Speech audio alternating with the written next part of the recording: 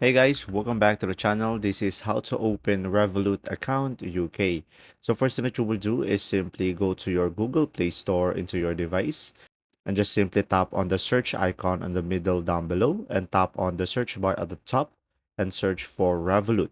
And now from here, just simply tap on Revolut and make sure to tap on install and install the application into your device. Now guys, once you have downloaded it, just simply tap on open.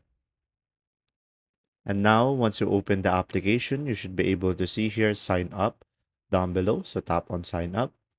So guys, the screen will be black since Revolut doesn't let us record what's inside the application. So just simply follow the steps I'm going to show you on the screen.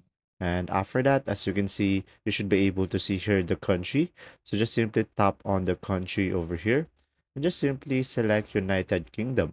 And after that, just simply provide your mobile number over here, and after that, once you have provided your mobile number, a 6-digit code will be sent to you. So just simply wait for the Revolut to send you the code into your phone. And after that, just simply provide the code. And from there, you should be able to set up your PIN code and you should be able to create an account.